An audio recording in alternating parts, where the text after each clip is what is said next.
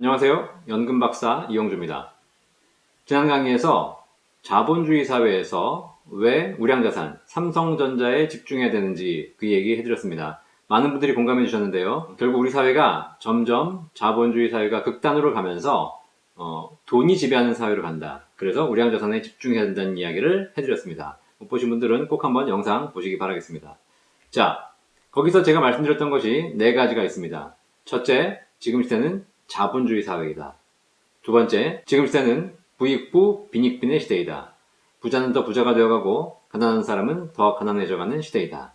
세 번째, 앞으로 이 부익부 빈익빈은 점점 더 심화될 것이다. 네 번째, 현재 부익부 빈익빈이 심화되고 있는 이 자본주의는 앞으로 최소 50년에서 100년 이상 유지될 것이다. 이 네 가지 조건을 동의하신다면 우리가 재테크의 방향이 우량자산 중심으로 바뀌어야 된다고 말씀드렸습니다. 자, 그런데 여기서 우리가 핵심적으로 알아야 될 게 바로 부익부 빈익빈입니다.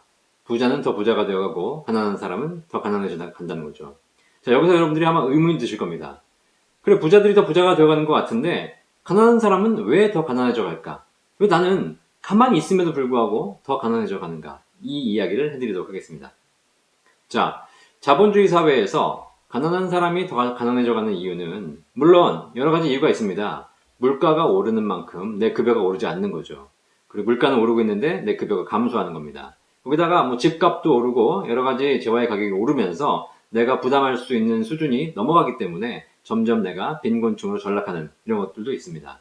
하지만 재테크 상황에서 왜 가진 자들이 더 부자가 되고 가난한 사람, 중산층, 서민들이 더 실패하는가? 이걸 이유를 보시면요. 확실한 이유가 있습니다. 그게 바로 뭐냐면 가난한 사람이 부자가 되려고 노력하기 때문입니다. 네. 그냥 내가 없으면 없는 대로 살아야 되는데 없는데 조금 더 가져보겠다고 내가 뭔가의 노력을 하고 재테크를 하는 것이 결국은 실패로 끝나게 되고 그렇게 해서 날린 돈들이 전부 부자의 호주머니로 가게 된다는 거죠. 자본주의는요. 돈으로 모든 것을 할 수 있는 사회라는 겁니다. 이거 동의하고 들어가셔야 돼요. 물론 예외적인 경우도 일부는 존재하겠지만 앞으로 점점 더 심해져 간다는 겁니다. 결국은 돈을 가진 자가 돈을 벌게 되어 있기 때문에 내가 가진 돈이 많다면 나는 성공할 가능성이 높아집니다.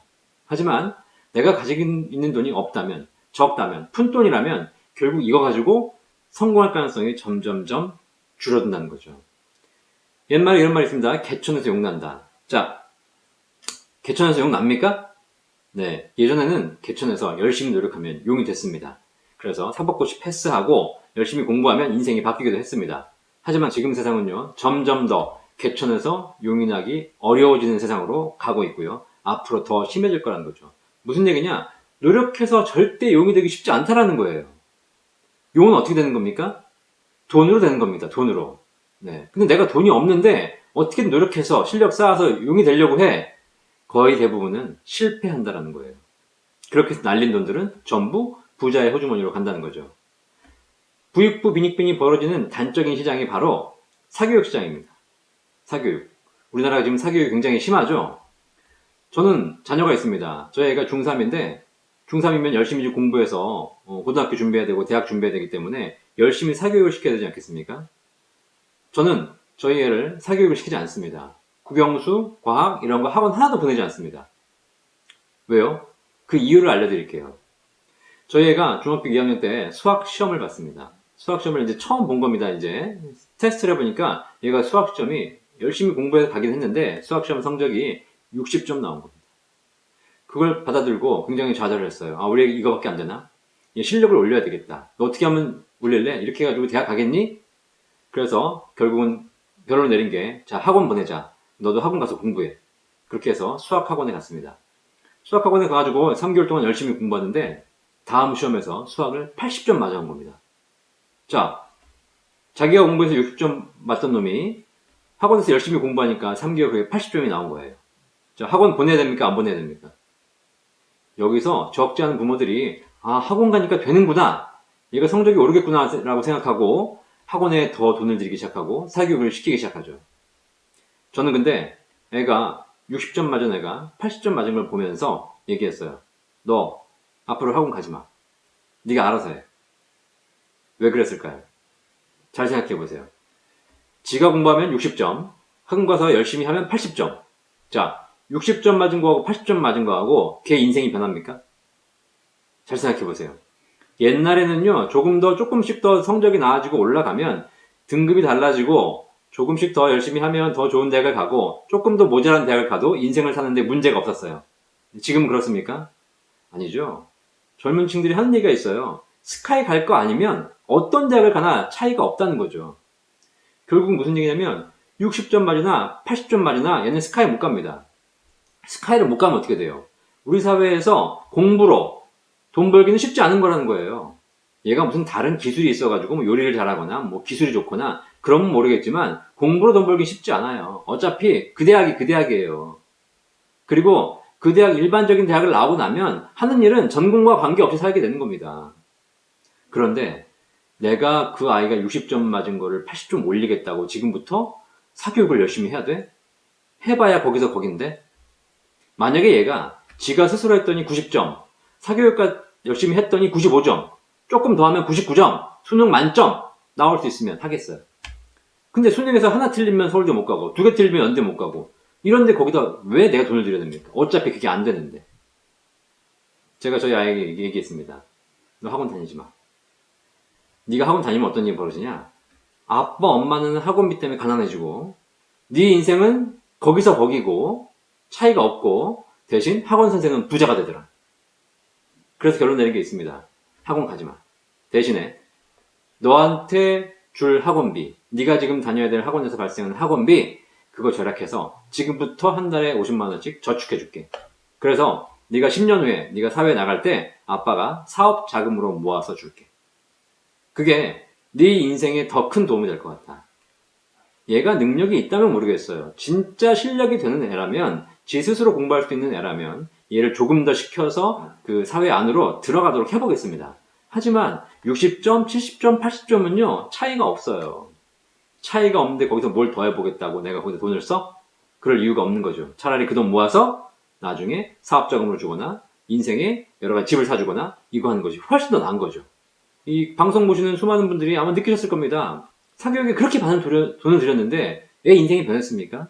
결국 그렇게 해서 대학 나오는들의 공무원 시험 보겠다고 난리잖아요. 그럼 지금까지 사교육 숨없이 들인 사교육은 뭐죠? 전부 학원 선생님만 부자가 된 거예요. 자, 최근에 DLF 사태로 굉장히 많은 분들이 쌈짓돈, 정말 아까운 돈들을 이 서민들이 날리셨습니다. DLS로 날린 그 쌈짓돈 어디 갔을까요? 지금까지 확정된 손실 금액만 3천억이 넘는다고 하는데 그 수많은 금액 어디 갔겠습니까? 날라갔으면 덜 억울하죠. 나도 못 먹고 너도 못 먹는 거니까. 근데 그거 어디 갔어요? 다 부자들의 호주머니로 가 있습니다. 결국 서민들이 가만히 있으면 되는데 뭘 조금 더 해보겠다고 조금 더 이렇게 하면서 했던 돈들이 결국 서민들의 호주머니에서 싹 날아가게 되고 그것이 부자의 호주머니로 가고 있다는 거죠. 결론 내려드리겠습니다. 자, 실력 물론 중요합니다. 언제 중요해요? 돈이 있을 때 실력이 중요한 겁니다. 그죠? 실력으로 뭔가 열심히 해서 성공하겠다? 옛날에는 가능했지만 지금은 점점 더 어려워지고 있고 앞으로는 더더욱 어려워져요. 그게 개인적인 능력이든 재테크 실력이든 뭐 사업 능력이든 관계없이 만약에 내가 돈이 없다 그러시면 그냥 결론 내드릴게요. 있는 거 잘 지키고 잘 나눠서 쓰고 가세요. 그냥 그게 한 푼이라도 덜 잃는 방법입니다. 그리고 정말 내가 생각해봤더니 돈이 모자르다 이거 가지고 내 인생을 살기가 부족하다 라고 하시는 분은 어떻게 하셔야 돼요? 일하세요. 조선시대 고려시대 할머니 할아버지들요 돌아가시기 3일 전까지 농사지었어요. 평생 일하시면서 거기에 수학의 기쁨을 얻으면서 살다가 가셨다는 거죠. 그런데 일하긴 싫고 가진 건 적고 이거라도 어떻게 좀 굴려봐야 되겠다라는 생각으로 그냥 평생 경험한 적도 없는 이 투자시장, 재테크 시장 나와가지고 뭘 좀 더 해보려다가 있는 거 싹 날리고 가신다는 거죠. 아시겠습니까? 만약에 내가 가지고 있다, 돈이 많다, 그러시면 뭐든지 한번 해보시면 성공할 수 있을 거예요. 네, 그렇지 않다면 있는 거 잘 지키고 잘 쓰고 가는 전략을 여러분들 한번 꼭 생각해 보시기 바라겠습니다. 제 의견에 동의하시는 분도 있고 그렇지 않으시는 분도 계실 거예요. 근데 한 가지 확실한 거, 이 사회는 앞으로 부익부 빈익빈이 더 심화되어진다. 그러면 결과적으로 가난한 사람이 더 가난해지는 이유는 부자가 되려고 노력하기 때문이다. 이 명제는 앞으로 점점 더 확실해질 겁니다.